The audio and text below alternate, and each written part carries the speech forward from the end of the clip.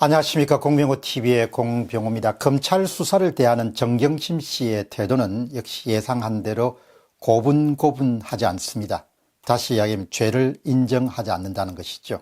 명백한 위법 상황에 대해서조차 나는 그렇게 한 적이 없다, 이렇게 딱 잡아떼고 있다는 소식이 들립니다. 변호사들의 조력을 얻어서 이 같은 진술을 하고 있겠지만 여기서도 이 사건에 대해서 조국 측이 반전을 꾀하고 있다, 다시 이야기하면 상황을 역전시키기 위한 그런 시간 벌기와 기회를 엿보고 있다, 그런 생각을 하게 됩니다.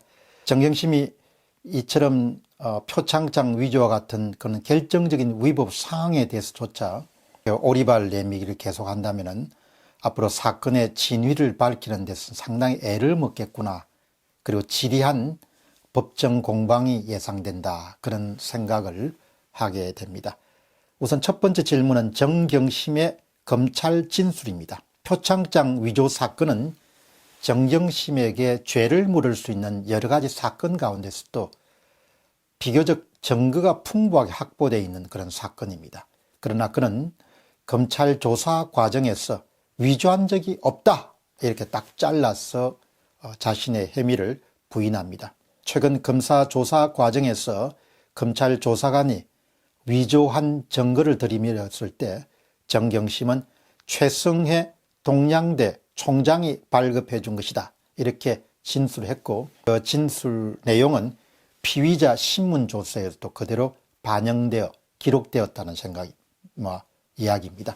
다음에 두 가지 증언과 한 가지 증거는 정경심의 주장이, 진술이 사실이 아님을 이야기해 줍니다. 첫 번째 증언은 최성해 동양대 총장입니다.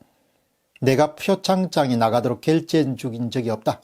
동양대 측의 자체 조사 결과는 조국의 딸이 받은 표창장의 일렬 번호와 총장 명의로 발급되는 일렬 번호가 다르다.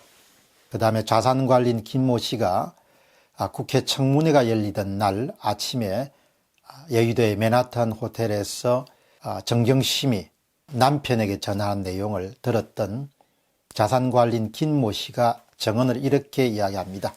표창장이 위조된 게 맞다. 조교가 나 몰래 한 것 같다. 그렇게 정경심이 조국에게, 남편에게 이야기한 내용입니다. 검찰 입장은 다음과 같습니다. 잘 알려진 바와 같이 조국과 정경심의 딸은 동양대 총장 표창장을 위조하고 그것을 부산대 의전원에 제출해서 입학 과정에서 유리한 위치를 확보하는 데 도움을 받았습니다. 검찰은 이미 정경심의 동양대 연구실 PC 하드디스크를 분석해서 표창장 파일을 찾아냈고 단계별로 위조 과정을 모두 복원하는 데 성공하게 됩니다. 표창장이 위조된 시점과 방법을 증명할 수 있는 자료를 모두 검찰이 확보하는 데 성과를 올리게 됩니다. 이 분석을 근거로 해서 너무나 자신만만한 그런 증거이기 때문에 이것을 분석해서 검찰은 소환 없이 9월 6일 날 정경심을 사문서 위조 혐의로 조사 없이 기소한 바가 있습니다. 검찰은 과학적 수사 결과와는 전혀 딴판의 주장을 펼치고 있는 정경심을 구속해서 표창장 위조 경위 등을 좀 더 상세하게 밝힐 필요가 있기 때문에 정경심의 구속수사가 불가피하다, 이런 입장입니다. 하지만 이번에 조국 동생의 영장 청구가 기각되는 것을 보면 조국의 처인 정경심에 대한 영장 청구도 기각될 가능성을 배제할 수는 없습니다. 다음 질문입니다. 정경심의 진술 의도와 향방입니다. 명백한 증거에도 불구하고 정경심이 검찰 측 증거를 부인하는 이유는 무엇인가? 바로 그곳에는 복선이 깔려 있습니다. 앞으로 동양대와 최성해 총장을 최대한 압박해가지고 사건 발발 초기에 동양대 입장이나 최성해 총장의 발언을 번복하거나 뒤집을 수 있도록 그렇게 유도하려고 하는 계획을 갖고 있지 않는가, 그리고 그와 같은 것을 성사시킬 수 있다고 그렇게 확신하고 있지 않는가, 그런 생각을 하게 됩니다. 정치 권력은 일종의 합법화된 폭력과 비슷합니다. 따라서 어떤 사업체나 어떤 기관이나 어떤 사람을 흥하게 성공하도록 도울 수는 없지만 망하게, 그러니까 문을 닫도록 하는 데는 힘을 발휘할 수가 있습니다. 정치 권력이란 그렇게 막강한 거죠. 현재 최승혜 동양대 총장은 대상포진과 간 이식의 후유증으로 지금 고생을 하고 있습니다. 아마 스트레스성이 굉장히 많았을 겁니다. 본의 아니게 정경심과 조국 사건에 말려들고 말았기 때문입니다. 이미 교육부는 전방위 압력을 가하고 있습니다. 25년치 이사의 자료를 압수하고 그다음에 최승혜 총장 관련된 그런 서류를 받아서 교육부가 괴롭힐 수 있는 방법은 수없이 많을 것으로 봅니다.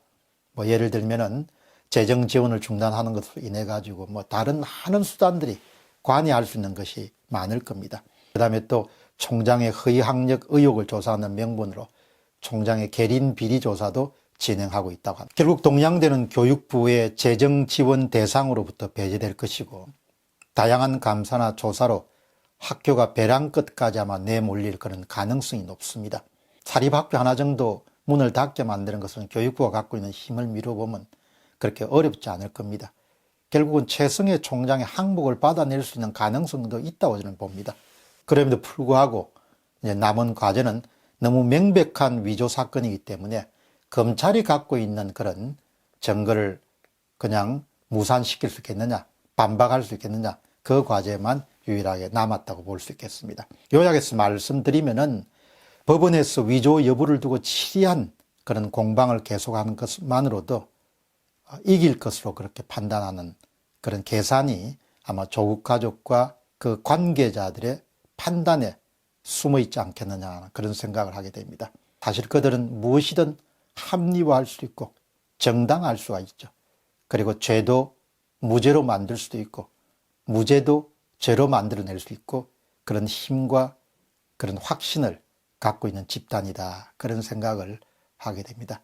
그러나 명백한 사실은 현재의 많은 증거로 미뤄보면 정황 증거나 아니면 물적 증거로 미뤄보면 정경심은 조국의 딸인 조민을 부산대 의전원에 입학시키기 위해서 동양대 총장의 표창장을 위조한 것은 진실이라고 봅니다.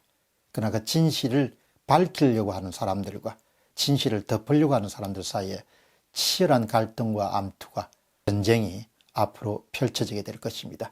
공병호TV의 공병호였습니다. 감사합니다.